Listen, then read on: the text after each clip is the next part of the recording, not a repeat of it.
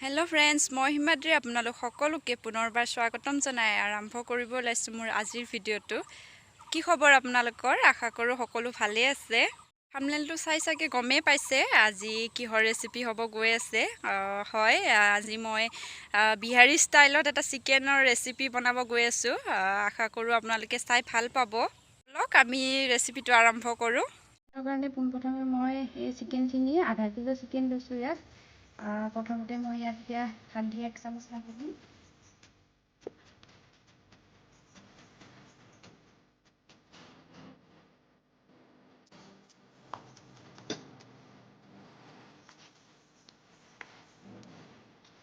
চামুচ হালধি সানি দিছোঁ।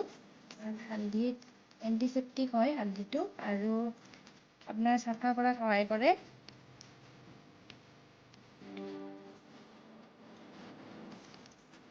এনেকৈ সানি পেলাই ইয়াতে 5-10 মিনিটলৈকে ৰাখি দিম। হালধি সানা হৈ গ'ল। মই এতিয়া 10 মিনিটৰ কাৰণে ৰাখি দিম। এয়া মোৰ 10 মিনিট ৰখা হৈ গ'ল চিকেনখিনি। এতিয়া মই চাফা কৰি ধুই ল'ম।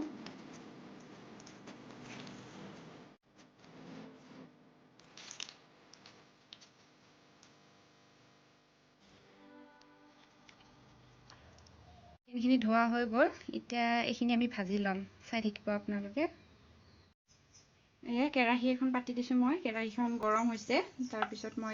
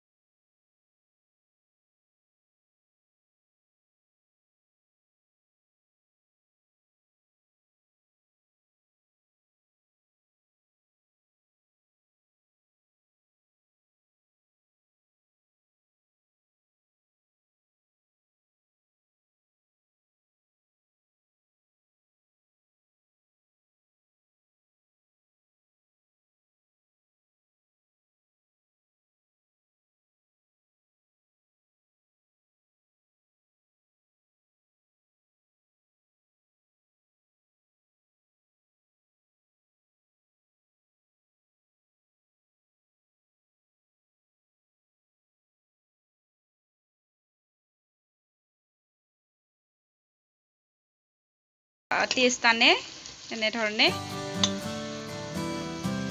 তাৰপিছত তেলিয়াই লোৱা এনেকৈ নহৰু আদা নহৰু দিছোঁ আমি এনেকৈ দিলোঁ দি পেলাই মানে অকল ইয়াত নহৰুখিনি দিছিলোঁ দেই মানে পিচি লোৱা নহৰুখিনি দিছিলোঁ তাৰপিছত এতিয়া এনেকৈ দি পেলাই আৰু অলপ টাইমৰ কাৰণে আমি আকৌ ঢাকি দিম পিঁয়াজখিনি গলালৈকে মানে এতিয়া আমাৰ ইয়াতে দিম মই মছলা এয়া পিঁয়াজখিনি হৈছে আৰু ইমান গলি যোৱা নাই এই আৰু অলপ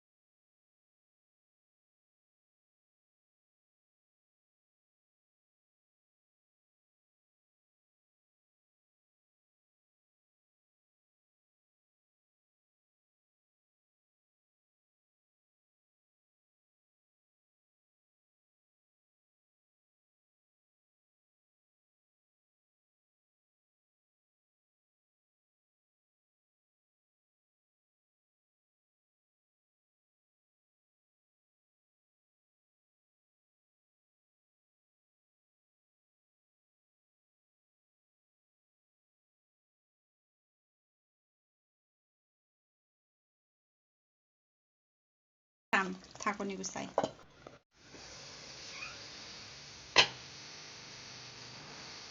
সিজিছে এয়া ধুনীয়া কৰি সিজিছে আৰু মছলাৰ পৰা এয়া তেল ওলাইছে পানীটো শুকাই গ'ল আমি পানী যিখিনি দিছিলোঁ সেই পানী শুকাই গৈছে আকৌ গলি গৈছে আৰু এইটো টাইমতে আমি এতিয়া ইয়াত দি দিম চিকেন মছলা 1 চামুচ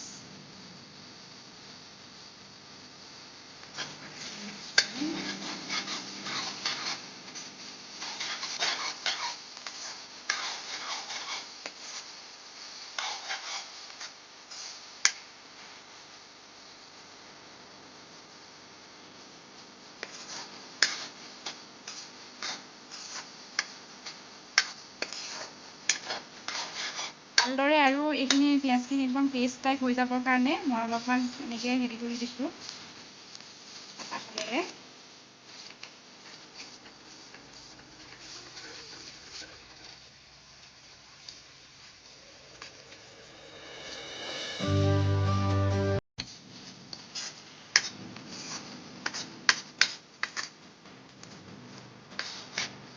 ইয়াত দি দিম আমি চিকেনখিনি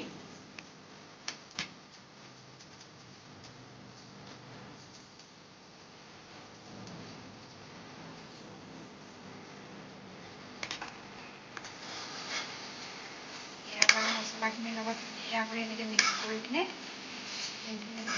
ভাজিম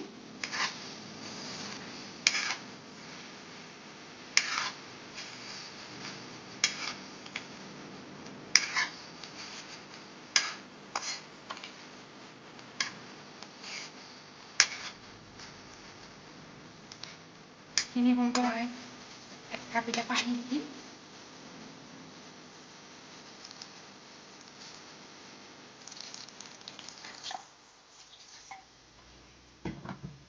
পানী দিয়াৰ পিছত ইয়াত দি দিম গৰম মছলা